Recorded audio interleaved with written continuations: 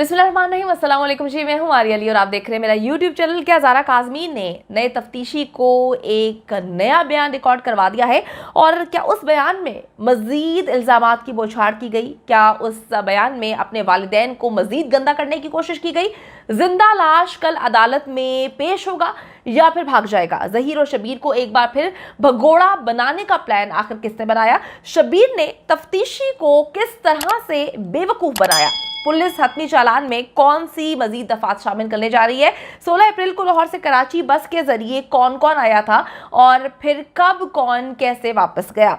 ज़ारा काज़मी को किस नंबर की गाड़ी में लाहौर लेकर जाया गया? आज की वीडियो इंतहाई इंपॉर्टेंट, आखिर तक जरूर देखिएगा ताकि आपको इल्म हो सके कि अब कल क्या होने जा रहा है। तो जी मैं आपको बताती चलूं कि ज़हीर और शबीर ने एक बार फिर अपने वकील के पढ़ाए हुए सबक को जो है वो आगे पेश करना शुरू कर दिया। एक सबक पढ़ाया गया था उसके वकील की जानिब से और उस पर मबनी सारी बातों को इन्होंने तफ्तीश में शामिल जो भी इनसे सवालात किए गए थे इन्होंने उसके बयानात रिकॉर्ड करवा दिए हैं। देखिए जी, तफ्तीशी ऑफिसर ने कुछ ऐसे सवालात कर दिए जिनकी वजह से दोनों भाइयों के बयानात में तजादाद आना शुरू हो गए।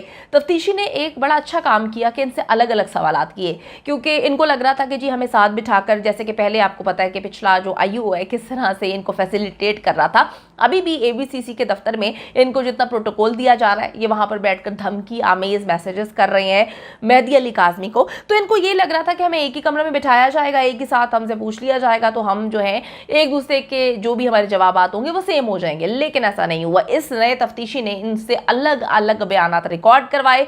जब अलग अलग बयानात रिकॉर्ड करवाए गए तो इनको पता ही नहीं चला कि किसने क्या बोला था। तो इन्होंने जो है वो तजादात से भरपूर स्टेटमेंट जो है वो पुलिस को दिया। इसके अलावा तफ्तीशी इदारों के पास ज़हीर और शबीर के 16 अप्रैल को कराची में मौजूदगी की वीडियो सबूत भी हाथ लग चुके हैं। ज़हीर ने तो यकसर कराची मौजूदगी से इनकार कर दिया। उसने कहा जी मेरा तो कोई ताल्लुक ही नहीं है, मैं तो कराची गया ही नहीं था। जबकि शबीर का ये कहना है कि जी वो बस के ज़रिए दोनों कराची ज़रूर आए थे, लेकिन चंद लम्हों बाद ही उसी वक्त जो है वो बस के ज़रिए वापस लाहौर आ जाते हैं। तो बड़ी अजीब सी बात है। मैंने आपको फिर ये बताती चलूँ कि दोनों से अलग अलग तफ्तीश की गई थी। इन दोनों को नहीं पता था। इनको लग रहा था कि जैसे पहले हमें पुलिस प्रोटोकॉल दे रही है, इस बार भी हमें जो है प्रोटोकॉल देकर हमें बता दिया जाएगा कि जी ज़हीर ने क्या दिया बयान और शबीर को ये पता चल जाएगा कि जी आपस में दोनों के क्या बयान आता है। लेकिन इस बार ऐसा नहीं हो सका, जिसकी वजह से इन दोनों के बयानात में मुकम्मल तौर पर तजाद आ गए। यानी कि जो काम पहले तफ्तीशी ऑफिसर को करना चाहिए था वो इस तफ्तीशी ने करने की कोशिश की है। अच्छा जी, ये दोनों बयानात जो इन दोनों ने दी हैं तफ्तीशी ऑफिसर ने उसको मुस्तरद कर दिया है। और मैं आपको बताऊं कि प्रोग्रेस रिपोर्ट जो है उसमें वाज़ेह तौर पे लिखा है कि ज़हीर और शबीर तफ्तीश और जो सीडीआर के शवाहिद थे उससे 16 अप्रैल को कराची में ही मौजूद थे। यानी कि जी पुलिस ने इनके झूठे बयानात को यकसर मुस्तरद कर दिया, उस पर कोई अहमियत नहीं दी और उनकी बात की कोई भी जो है वैल्यू बात को नहीं किया गया। क्या ज़हीर को कल अदालत में गिरफ्तार कर लिया जाएगा और मुकदमे में मजीद कौन सी दफात जो है इस वक्त शामिल होने जा रही है? सवाल से बात करने के लिए मेरे साथ मौजूद है इन्वेस्टिगेटिव रिपोर्टर ज़ोहेब जियाजा। उनसे बात करते हैं। अस्सलाम वालेकुम ज़ोहेब, उम्मीद करती हूँ कि आप अच्छे होंगे। ज़ोहेब, ज़ारा काज़मी ने के जो नए तफ्तीशी हैं उसको ज़ारा काज़मी ने क्या बयानात रिकॉर्ड करवाए हैं? क्योंकि बड़ी बातें सुनने में आ रही हैं कि जी बच्ची ने जो है वालिदैन के बारे में ऐसी ऐसी बातें नए तफ्तीशी को बता दी और ये कह दिया कि जी मैं किसी सूरत जो है वो कराची नहीं रहना चाहती, मेरी जान को खतरा, मुझे लाहौर भेजा जाए। तो नया बयान क्या रिकॉर्ड हुआ है? वालेकुम अस्सलाम मारिया, उम्मीद है आप भी खैरियत से होंगी। मारिया, बहुत सारी ऐसी बातें जो हम कबल उस वक्त पहले ही जो है वो बता चुके हैं, लेकिन एक बार फिर आपके देखने वाले, आपके सुनने वाले बार बार जो है वो सवाल कर रहे हैं कि क्या दुआ ज़हरा का दोबारा बयान हुआ है या नहीं हुआ है। मैं आपको बताता चलूं कि दुआ ज़हरा का एक बयान एक होता है, बार बार बयान नहीं होता। एक बयान उसका जो है वो पहले मारिया हो चुका है, अब दोबारा बयान जो है वो नहीं हो सकता है। और दूसरी बात, हमने शेल्टर होम के हवाले से भी बताया था कि शेल्टर होम में इंतहाई बेहतर इकदाम जो है वो किए गए हैं शेल्टर होम इंतज़ामिया की जानिब से, और वहाँ पे कोई भी शख्स जो है वो मुलाकात जो है वो नहीं कर सकता है अदालती हुक्म के अलावा। अगर अदालती हुक्म है, उस शख्स को कहा गया अदालत की जानिब से, तो वहां जाके वो मुलाकात कर सकता है, लेकिन उसका इजाजतनामा अदालत ने देना है।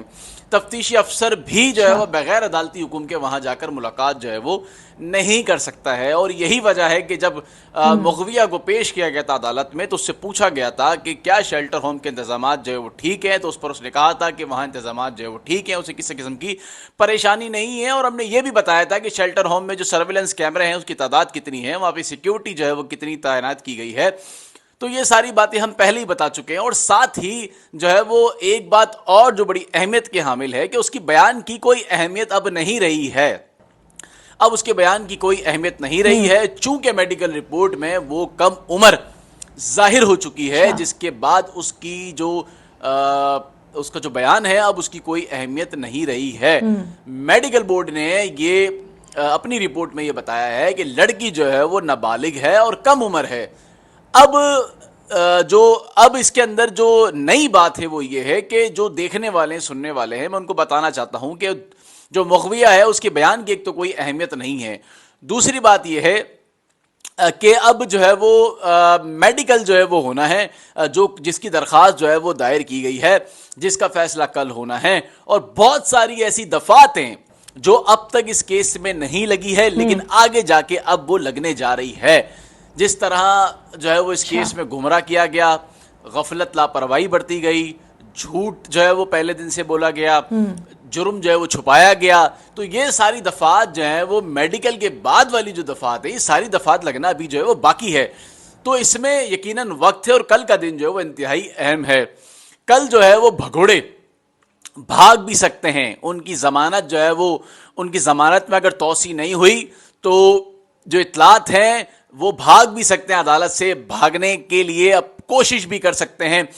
और इस हवाले से भी जो सिक्योरिटी है वो भी देखी जा रही है कि कहीं उनको जो है वो भागने ना दिया जाए, चूंकि अदालत ने कल फैसला करना है, इनकी जमानत में तौसी करनी है। अगर तौसी नहीं हुई तो यकीनन इनकी कल जो है वो गिरफ्तारी का भी जो है वो इम्कान जो है वो जाहिर किया जा रहा है। तो ये इंतहाई जो है अहम मालूमात है और गिरफ्तारी का भी कल इम्कान है और साथ साथ भगोड़े भाग भी सकते हैं। तो ये काफ़ी जो है वो एक अहम मालूमात है जो कल के जो है वो हवाले से। कल जो है वो उसकी दरख्वास्त भी लगी हुई है मेडिकल की। अगर तो अदालत ने जो है वो मेडिकल की दरख्वास्त जो है वो मंजूर कर ली तो उसके बाद मेडिकल होगा और मेडिकल के बाद जो है वो जो दफात जो मैंने आपको बताई थी वो भी इसमें लगने के जो है वो उसके बाद इम्कानात जो है वो जाहिर हो जाएंगे।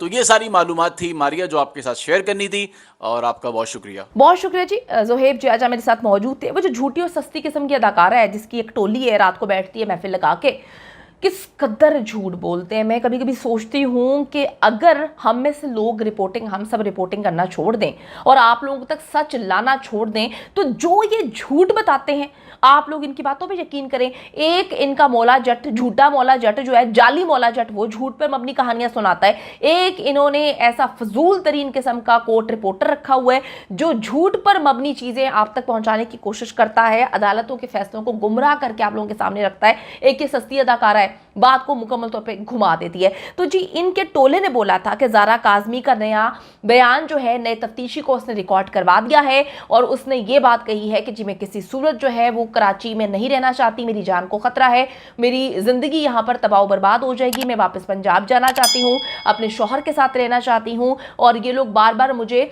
जो है तकलीफ देने की कोशिश करते हैं, मेरी जान यहाँ पर बहुत ज़्यादा ख़तरे में है और हर हाल में मुझे आप इस जगह पर जहाँ पर उसको रखा हुआ है वहाँ से निकालें ताकि मेरे बहुत सारे मसले मसाइल हैं और इन लोगों ने मुझे जो है मार देना है।